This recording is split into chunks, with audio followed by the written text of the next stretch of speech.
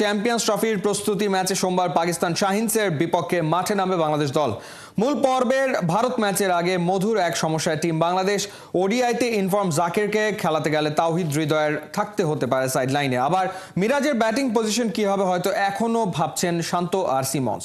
Champions ট্রফির মঞ্চে দুই অভিজ্ঞ মুশফিক রিয়াদকে আরও প্রোঅ্যাক্টিভ দেখতে চান টাইগার দলপতি। সাইফুল রূপকের রিপোর্ট।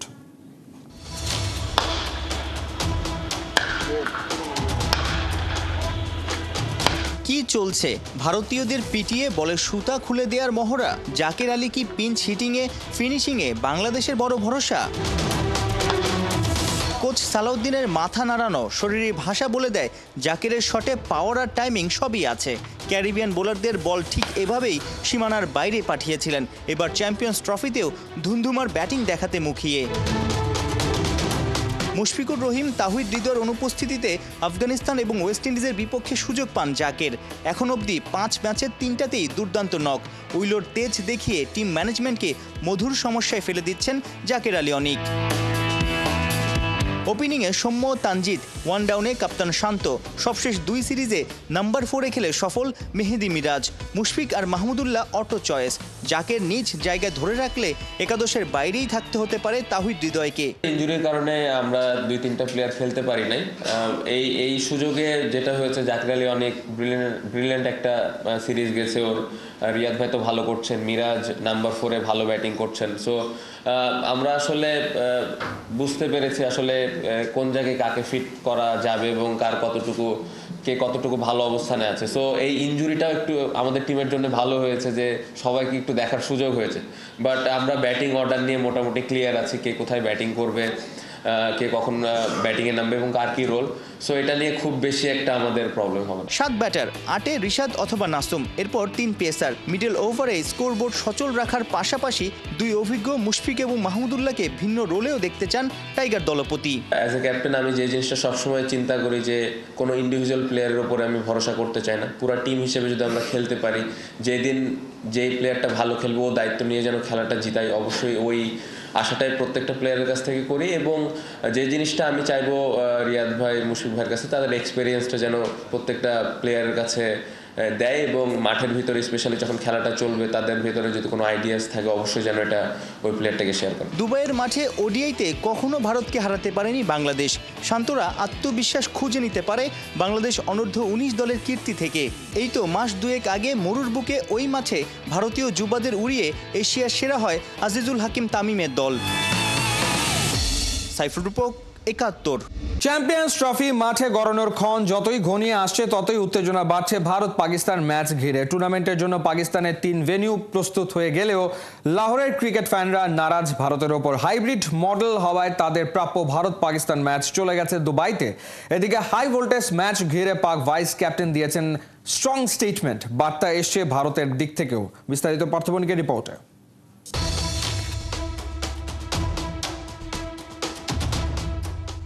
দয়া করে কোহলিদের সাথে গলা মেলাবেন না। আমরা জানি আপনাদের মাঝে বেশ ভালো সম্পর্ক, কিন্তু ওরা আমাদের সাথেও অন্যায় করেছে। ওদের জন্য আমরা পাকিস্তানের ম্যাচ লাহোরে দেখতে পারছি না। দয়া করে চ্যাম্পিয়ন্স ট্রফি পর্যন্ত আপনাদের বন্ধুত্ব প্যাকেটে ভরে সরিয়ে রাখুন। জি, এভাবেই ভারতীয় দলের ওপর ক্ষোভ ঝাড়লেন এক পাকিস্তানি ফ্যান, যে আইসিসি ইভেন্ট আয়োজনের জন্য তাদের 29 বছরের অপেক্ষা। চ্যাম্পিয়ন্স ট্রফি সেই সুযোগ এনে দিলেও তার ফুল ক্রেডিট হাতছাড়া হয়েছে এক ভারতের জন্য। বিসিসিআইয়ের একগুঁয়েমিতে টুর্নামেন্ট গড়াচ্ছে হাইব্রিড মডেলে, যার ফলে পাকিস্তান ভারত ম্যাচ লাহোর থেকে সরে চলে গেছে দুবাই। রোহিতদের ওপর এতটাই ক্ষুব্ধ পাকিস্তানি ফ্যানরা যে পাকিস্তান তো বটে, বাংলাদেশের কাছেও ভারতের হার কামনা করছে তারা। এদিকে ভারতীয় সাবেক ক্রিকেটার ও বিশ্লেষক আকাশ চোপড়াও পাকিস্তান নিয়ে সতর্ক করে দিয়েছেন কোহলিদের। নিজের ইউটিউবে এই ক্রিকেট কমেন্টেটর জানান, পাকিস্তান টেস্ট আর টি20তে স্ট্রাগল করলেও তারা মূলত ওয়ানডে দল। স্পিন শক্তি ও হোম অ্যাডভান্টেজ পাকিস্তানকে পাওয়ারফুল করেছে। পাশাপাশি ওয়ানডেতে বাবর আজমের 6000-এর ওপর রান, রিজওয়ান ফকর জামানদের গড়ও 40-এর ওপর। গেল বছর সাউথ আফ্রিকা, জিম্বাবুয়ে ও অস্ট্রেলিয়ার বিপক্ষে টানা অ্যাওয়ে সিরিজ জয় পাকিস্তানের সামর্থ্যের প্রমাণ। এদিকে আগামী রবিবার ভারত পাকিস্তান ম্যাচের উত্তাপ এখন রীতিমতো চড়া। পাকিস্তানের ভাইস ক্যাপ্টেন সালমান আগা জানিয়ে দিয়েছেন ভারতের বিপক্ষে ম্যাচ জিততে নিজের সেরাটা উজাড় করে দেবেন। তবে ভারতের বিপক্ষে এক ম্যাচ জেতার চাইতে চ্যাম্পিয়ন্স ট্রফি জেতাই তার কাছে প্রাধান্য পাবে। পাক অলরাউন্ডার জানান নিজ শহর লাহোরে শিরোপা হাতে তোলাই তার লক্ষ্য। পাকিস্তানের জন্য প্লাস পয়েন্ট, ওয়ানডে বিশ্বকাপে কখনো ভারতকে হারাতে না পারলেও চ্যাম্পিয়ন্স ট্রফিতে তারা এগিয়ে। 5 বারের ফেস টু ফেসে ভারতের 2 জয়ের বিপরীতে পাকিস্তানের জয় 3 ম্যাচে, যেখানে সাফল্যের সবশেষ পালক 2017 চ্যাম্পিয়ন্স ট্রফির ফাইনালে ভারতের বিপক্ষে ঐতিহাসিক সেই জয়। পার্থ বণিক, 71। জাতীয় দলে ফেরার ক্ষুধায় অনুশীলনে ব্যস্ত সময় কাটিয়েছেন লিটন দাস। রবিবার মিরপুরে ঝালিয়ে নিয়েছেন ব্যাটিং, ঘাম ঝরিয়েছেন ফিটনেসে। চ্যাম্পিয়ন্স ট্রফির স্কোয়াডে সুযোগ না পাওয়া লিটন নিজেকে প্রমাণে পাচ্ছেন ডিপিএল ক্রিকেট, যা দিয়ে সহজেই জাতীয় দলে ঢোকবার সুযোগ তার। মাহমুদুল হাসান সজীবের রিপোর্ট। উজ্জ্বল রঙের জার্সি পরে প্র্যাকটিসে লিটন কুমার দাস। হয়তো তার এই উজ্জ্বলতা আরও বেশি ছড়াতো যদি চ্যাম্পিয়ন্স ট্রফিটা তিনি খেলতে পারতেন। তবে আপাতত সেসব নিয়ে মাথা ব্যথা নেই তার। ফেরার তাগিদে মহাব্যস্ত টাইগার ব্যাটার। কোনো জিনিস হারিয়ে গেলে নাকি তার মর্ম বাড়ে। লিটন দাস যেন সেটাই টের পাচ্ছেন হারে হারে, জাতীয় দল থেকে বাদ পড়ে। তাই তো টাইগাররা যখন দুবাইতে, লিটন তখন মিরপুরে। নিজের ভুলগুলো শুধরিয়ে ফিরতে চান ওয়ানডে দলে। লিটনের সামনে আপাতত ঢাকা প্রিমিয়ার লিগ। মার্চে শুরু হবে ওয়ানডে ফরম্যাটের লিগটি। জিম্বাবুয়ের বিপক্ষে ওয়ানডে সিরিজের আগে যা হতে পারে এলকেডির জন্য দারুণ প্রস্তুতি। বিপিএলে খুব একটা মন্দ সময় কাটাননি টাইগার ব্যাটার। কম বেশি প্রতিটি ম্যাচেই রান পেয়েছেন, কিন্তু সেটা ছিল টি-20 ফরম্যাট। যদি আইসিসির ইভেন্টটি টি-20 ভার্সনে হতো, নিশ্চিতভাবে লিটন থাকতেন সবার ওপরে। তবে ওয়ানডেতে ধারাবাহিকতা না থাকায় তাকে বাদ পড়তেই হতো। অবশ্য এবারই প্রথম নয়, ঘরের মাটিতে শ্রীলঙ্কার বিপক্ষেও বাদ পড়েছিলেন বাজে পারফরমেন্সে। এই ভাস্কর্যটির সঙ্গে লিটন কুমার দাসের দারুণ একটা মিল রয়েছে। অসাধারণ একটি শট খেলার অবয়বে দাঁড়িয়ে রয়েছে ভাস্কর্যটি, যেটি দেখলে যে কেউই মুগ্ধ হবেন, যেমনটি মুগ্ধ হয়ে থাকেন লিটন কুমার দাসের দারুণ শটে। তবে শুধুমাত্র দারুণ দারুণ শট খেললেই হবে না, তাকে দারুণ রান করতে হবে, নির্বাচকদের নজর কাটতে হবে। জাতীয় দলে ফেরা লিটন কুমার দাসের জন্য সহজ, আবার চ্যালেঞ্জও বটে। পারভেজ হোসেন ইমন যদি চ্যাম্পিয়ন্স ট্রফিতে রান করে ফেলেন, তবে লিটনের জন্য চ্যালেঞ্জটা দ্বিগুণ হবে। তবে সেই চ্যালেঞ্জ মোকাবেলা করতে প্রস্তুত লিটন, কারণ তার সামনে রয়েছে ঢাকা প্রিমিয়ার লিগ, যেটি খেলে রান করে তিনি জাতীয় দলে ফিরতে পারেন এবং জিম্বাবুয়ে সিরিজে তাকে দেখা যেতে পারে। তেমনটার জন্যই কিন্তু লিটন কুমার দাস ঘাম ঝরিয়েছেন মিরপুরে। দ্রুতই তার ক্লাসিক্যাল শট দেখার অপেক্ষায় রয়েছে ভক্তরা। মাহমুদুল হাসান সজীব, 71, শেরে বাংলা জাতীয় ক্রিকেট স্টেডিয়াম, ঢাকা। আবারও জুটি বাঁধছেন দেশসেরা ওপেনার তামিম ইকবাল ও দেশের অন্যতম সেরা কোচ মিজানুর রহমান বাবুল। আসন্ন ঢাকা প্রিমিয়ার ডিভিশন ক্রিকেট লিগে মোহামেডানে দেখা যাবে গুরু শিষ্যকে। দুইজন মিলেই সাজাবেন সাদা কালোদের শিরোপা জয়ের পরিকল্পনা। রহমান পেয়ারের রিপোর্ট। তামিম ইকবাল আর মিজানুর রহমান বাবুল বর্তমানে দেশের ক্রিকেটের অন্যতম সেরা জুটি। দুইজন এক হলেই যেন নিশ্চিত হয়ে যায় ট্রফি। বিপিএল ক্রিকেট যার প্রমাণ। কোচ মিজানুর রহমান বাবুলকে নিয়ে টানা 2 বার ফরচুন বরিশালকে বিপিএল এর শিরোপা জিতিয়েছেন তামিম ইকবাল খান। আবারও দুইজন এক হচ্ছেন। ঢাকা প্রিমিয়ার ডিভিশন ক্রিকেট লিগে মোহামেডান স্পোর্টিং ক্লাবকে পথ দেখাবেন। এই দুইজন থাকা মানেই দারুণ কিছু। মোহামেডান আসন্ন আসরের জন্য শক্তিশালী দল গড়েছে, তারার মেলা বসিয়েছে। তামিমের সাথে মুশফিক মাহমুদুল্লাহ, এছাড়াও রয়েছেন মেহেদী হাসান মিরাজ, সাইফুদ্দিন ও তাওহিদ হৃদয়রা। দেশের ক্রিকেটের আন্ডাররেটেড কোচ মিজানুর রহমান, এই মাস্টার মাইন্ডকেই আবারও কোচ হিসেবে পেয়েছেন তামিম ইকবাল খান। He knows the limitations because আপনি যখন when you become a coach of a team like Fortune Barishal, যেখানে আপনি ধরেন 4-5টা সিনিয়র প্লেয়ার আছে, ন্যাশনাল টিমের ক্যাপ্টেন আছে, so you need to know and balance it out যে কীভাবে করে আপনি প্লেয়ারদেরকে ট্রিট করবেন and what you can do and what you can't. Mizanur Rahman বাবুলকে বলা হবে ম্যাজিশিয়ান। বিপিএলে তো ব্যাক টু ব্যাক শিরোপা জিতেছেন, এনসিএল, ঢাকা প্রিমিয়ার লিগ সব জায়গায় তার অধীনে দলগুলো ভালো খেলছে। কি মনে করেন যে আপনি আন্ডার রেটেড সবার কাছে?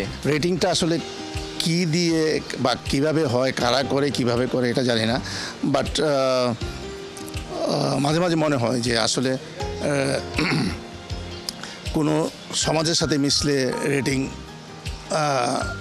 টা ওইরকম দেখায় কি না, বা মানে এমন বিশিষ্ট কোনো লোকজনের সাথে কথা বললে সক্ষতা থাকলে রেটিং হয় কি না। বাট যারা রেটিং করার আমার মনে হয় যে তারা ঠিকই রেটিং করে। যেমন আমি বলবো যে আমার প্লেয়াররা তাদের কাছে রেটেড বিকজ অফ তারা পার্সোনালিও কোচিং করতে আসে বা অনেক সময় কথা বলে উপদেশ নেয়। সো যাদের রেটিং করা দরকার তারা ঠিকই রেটিং করে। তামিমের নেতৃত্ব গুণ সবারই জানা। মিজানুর রহমানের কণ্ঠে ছিল ক্যাপ্টেন তামিমের প্রশংসা। তার রুম সবসময় খোলা থাকে, একটা আড্ডার একটা পরিবেশ তার টিমের মধ্যে সবসময় থাকে। সে চায় যে জুনিয়র সিনিয়র সবাই একসাথে আসবে। সো এটাতে টিমের যে বন্ডিংটা এটা খুব ভালো। বিদেশি প্লেয়াররা আসে, গল্প করে, খাওয়া দাওয়া করে। সো এইটা জানি না অন্যান্য টিমে হয় না, বাট আমাদের এই টিমে এইটা অনেক বড়।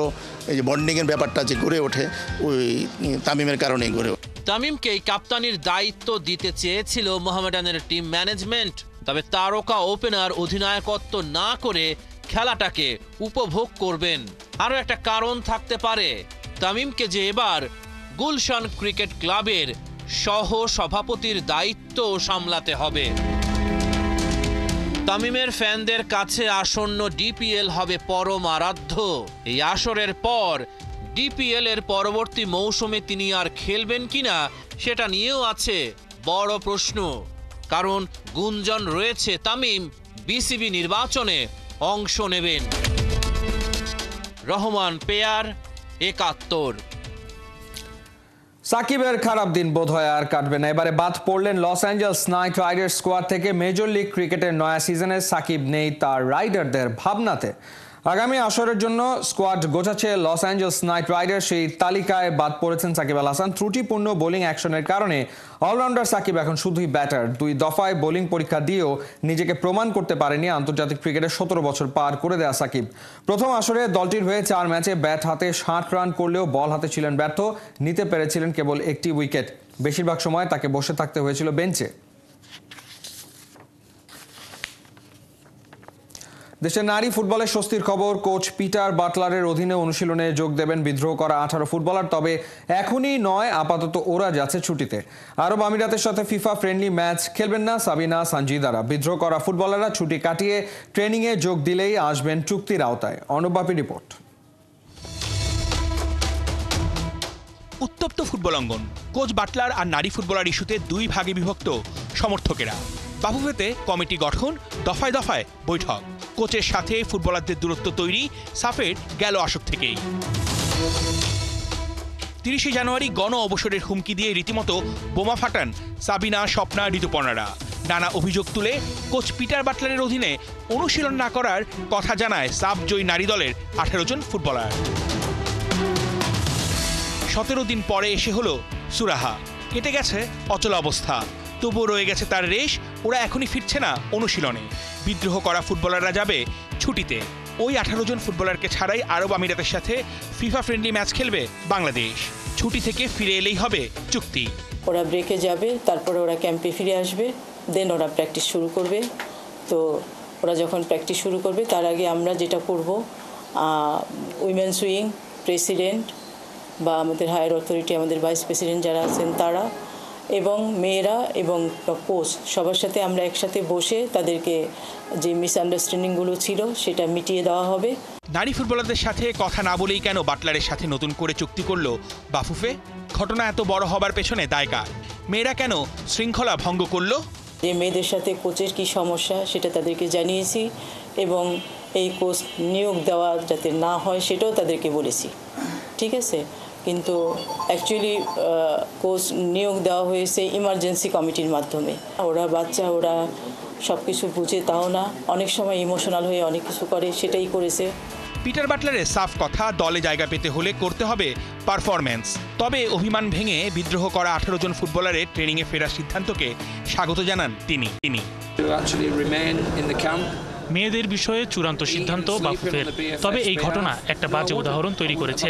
আমিও একজন বাবা, আমারও সন্তান আছে। পেশাদারিত্বের দিক দিয়ে কোনো ছাড় নেই, পারফরমেন্স করলেই দলে জায়গা হবে।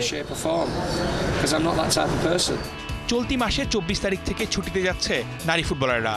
বাফুফের শর্ত মেনে ছুটি কাটিয়ে ক্যাম্পে ফিরে অনুশীলন শুরু করলেই এই 18 জন ফুটবলারের সাথে চুক্তি সম্পন্ন করবে ফেডারেশন।